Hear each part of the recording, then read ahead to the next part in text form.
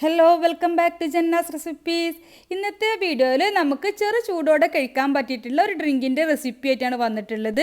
ഗോതമ്പ് പൊടി വെച്ചിട്ടാണ് ചെയ്യുന്നത്. അപ്പോൾ ഇത് നമുക്കൊരു 4 മണി സമയത്തൊക്കെ ഉണ്ടാക്കിയിട്ട് കുടിക്കാൻ പറ്റിയിട്ടുള്ള നല്ല ടേസ്റ്റി ആയിട്ടുള്ള ഡ്രിങ്കാണ്. കുട്ടികൾ സ്കൂൾ വിട്ട് വരുന്ന സമയത്തും ഒക്കെ കഴിക്കാൻ പറ്റിയിട്ടുള്ള ഒരു അടിപൊളി ഈസി ആയിട്ട് കുറഞ്ഞ ചേരുവകൾ വെച്ചിട്ട് ഉണ്ടാക്കാൻ പറ്റിയിട്ടുള്ള ഒരു ഡ്രിങ്കാണ്.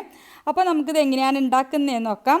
പിന്നെ വീഡിയോ കണ്ടുകൊണ്ടിരിക്കുന്ന സമയത്ത് നിങ്ങൾക്ക് ഈ റെസിപ്പി ഇഷ്ടമാണെന്നുണ്ടെങ്കിൽ ഒന്ന് ലൈക്ക് ചെയ്ത് സപ്പോർട്ട് ചെയ്യാനും ചാനൽ ഇതുവരെ സബ്സ്ക്രൈബ് ചെയ്തിട്ടില്ലെങ്കിൽ ചാനലൊന്ന് സബ്സ്ക്രൈബ് ചെയ്യാനും ഫോളോ ചെയ്യാനും മറക്കരുത്.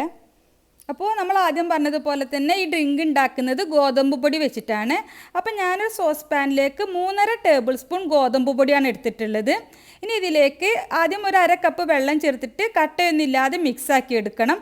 ഗോതമ്പ് പൊടി വീട്ടിൽ പൊടിച്ചതൊക്കെ ആണെന്നുണ്ടെങ്കിൽ ഒന്ന് അരിച്ചെടുത്തിട്ട് ചേർക്കുകയാണെന്നുണ്ടെങ്കിൽ നല്ലതായിരിക്കും. ഉമിയൊക്കെ ഒന്ന് കളയാൻ വേണ്ടിയിട്ട് ഒന്ന് അരിച്ചെടുത്തതിന് ശേഷം 3.5 ടേബിൾ സ്പൂൺ ഗോതമ്പ് പൊടി എടുക്കുക. അതിലേക്ക് 1/2 കപ്പ് വെള്ളം ചേർത്തിട്ട് ആദ്യം ഒന്ന് മിക്സാക്കുക. കട്ടയൊന്നുമില്ലാതെ മിക്സ് ആക്കിയതിന് ശേഷം വീണ്ടും 1 കപ്പ് വെള്ളവും കൂടി ചേർത്തിട്ടുണ്ട്. അപ്പോൾ മൊത്തം 1.5 കപ്പ് വെള്ളമാണ് നമ്മൾ ഇതിലേക്ക് എടുത്തിട്ടുള്ളത്. കട്ടയൊന്നുമില്ലാതെ മിക്സ് ആക്കിയതിന് ശേഷം നമുക്കിത് ഒരു സൈഡിലേക്ക് മാറ്റി വെക്കാം. ഇനി സോസ് പാൻ സ്റ്റവിലേക്ക് വെച്ചിട്ടുണ്ട്. അതിലേക്ക് ഇതുപോലെ 2 പീസ് ശർക്കരയാണ് എടുത്തിട്ടുള്ളത്. ഇതൊരു കറക്റ്റായിട്ടുള്ള മധുരമാണ്. നമ്മളിത് ഓവർ മധുരത്തിലല്ല ഉണ്ടാക്കുക. നമുക്ക് പായസത്തിൻ്റെ അങ്ങനെ ഒരു മധുരത്തിലല്ല, ചെറിയൊരു മധുരം, ഒരു ബാലൻസ് ആയിട്ടുള്ളൊരു മധുരത്തിലാണ് ഉണ്ടാക്കുക. ഇതൊരു കറക്റ്റായിട്ടുള്ളൊരു അളവാണ് ഈ ഒരു അളവിൽ ശർക്കര എടുക്കുന്ന സമയത്ത്. ഇനി നിങ്ങൾക്ക് നല്ല മധുരം ഇഷ്ടമാണെന്നുണ്ടെങ്കിൽ ശർക്കരയുടെ അളവ് കൂട്ടിയെടുക്കാവുന്നതാണ്. അപ്പോൾ ഇനി ഫ്ലെയിം ഓൺ ചെയ്തിട്ട് ഈ ശർക്കര നന്നായിട്ടൊന്ന് ഉരുക്കിയെടുക്കുക. നന്നായിട്ടൊന്ന് ഉരുക്കിയിട്ട് കട്ടയൊന്നുമില്ലാതെ ഉരുക്കിയെടുത്തതിന് ശേഷം നമുക്കിത് ഒരു സൈഡിലേക്ക് മാറ്റി വെക്കാം.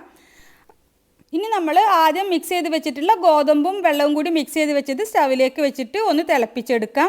അപ്പോൾ ഇത് ചൂടാവുന്ന സമയത്ത് കുറുകി വരും. അപ്പോൾ നന്നായിട്ടൊന്ന് കുറുകിയിട്ട് ഒന്ന് ചൂടായിട്ട് തിളച്ച് വരട്ടെ.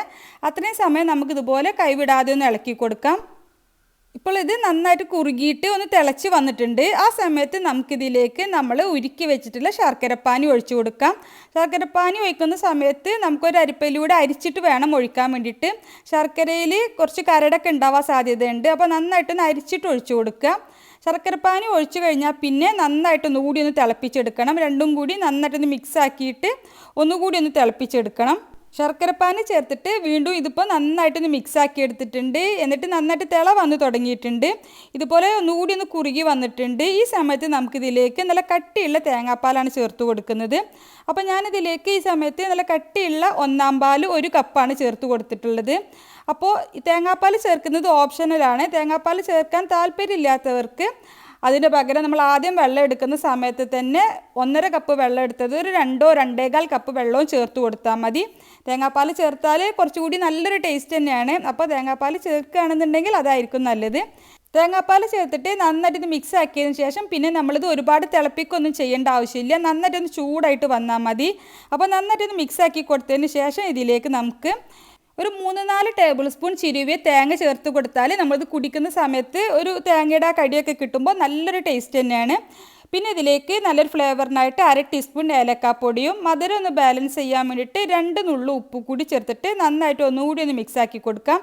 നന്നായിട്ടൊന്ന് മിക്സാക്കി കൊടുത്താൽ പിന്നെ കൂടുതൽ സമയം ഫ്ലെയിം ഓൺ ചെയ്ത് വെക്കണ്ട, നമുക്ക് ഫ്ലെയിം ഓഫ് ചെയ്യാം. ഇപ്പോൾ തേങ്ങാപ്പാൽ ചേർത്തതിന് ശേഷം നന്നായിട്ടൊന്ന് ചൂടായിട്ട് വന്നിട്ടുണ്ട്. ഇതിപ്പോൾ ഈ ഒരു തിക്നെസ്സിലാണ് നമുക്ക് വേണ്ടത്. അപ്പോൾ ഇത് ഒന്ന് തണുത്തിട്ട് ചെറിയൊരു ചൂടോട് കൂടിയിട്ടാണ് നമ്മൾ കുടിക്കുക. അപ്പോൾ കുറച്ചുകൂടി ഒന്ന് കട്ടിയായിട്ട് വരും. അപ്പോൾ അത് കറക്റ്റായിട്ടുള്ളൊരു അളവാണ്. അപ്പോൾ ഈ ഒരു അളവിൽ തന്നെ എല്ലാം എടുത്താൽ മതി. പിന്നെ തേങ്ങാപ്പാൽ ചേർക്കാൻ താല്പര്യമില്ലാത്തവർക്ക് തേങ്ങാപ്പാലിന് പകരം ഒരു 1/2 കപ്പോ 1/4 കപ്പോ വെള്ളം ആദ്യം തന്നെ കൂടുതൽ എടുക്കുക. ബാക്കിയുള്ള കാര്യങ്ങളൊക്കെ ഇതേപോലെ തന്നെ ചെയ്താൽ മതി. ഇതിപ്പോൾ ഒന്ന് തണുത്തിട്ട് നമുക്കൊരു ചെറു ചൂട് മാത്രമാണ് ഉള്ളത്. ഈ സമയത്ത് ഇതുപോലെ ഒന്നുകൂടി ഒന്ന് തിക്കായിട്ട് വന്നിട്ടുണ്ട്. ഇനി നമുക്കിത് ചൂടോടെ തന്നെ നമുക്ക് ഗ്ലാസ്സിലേക്ക് സെർവ് ചെയ്യാം.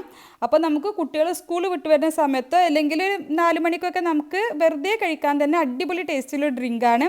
ഗോതമ്പ് പൊടി വെച്ചിട്ടാണ് ഉണ്ടാക്കുന്നത്. നമുക്ക് വീട്ടിൽ എപ്പോഴുള്ള ചേരുവകളാണ് ബാക്കിയുള്ളതെല്ലാം. അപ്പോൾ ഇതുവരെ ഇതുപോലെ ട്രൈ ചെയ്ത് നോക്കിയിട്ടില്ലെങ്കിൽ തീർച്ചയായിട്ടും ട്രൈ ചെയ്ത് നോക്കുക. എന്നിട്ട് നിങ്ങളുടെ അഭിപ്രായം കമൻ്റായിട്ട് അറിയിക്കുക. നിങ്ങൾക്ക് ഈ റെസിപ്പി ഇഷ്ടമായെങ്കിൽ ഒന്ന് ലൈക്ക് ചെയ്ത് സപ്പോർട്ട് ചെയ്യാനും ചാനൽ ഇതുവരെ സബ്സ്ക്രൈബ് ചെയ്തിട്ടില്ലെങ്കിൽ ചാനലൊന്ന് സബ്സ്ക്രൈബ് ചെയ്യാനും ഫോളോ ചെയ്യാനും മറക്കരുത്. ഇൻഷാ അല്ലാഹ് മറ്റൊരു അടിപൊളി റെസിപ്പിയുമായിട്ട് നമുക്ക് വീണ്ടും കാണാം. Thank you for watching.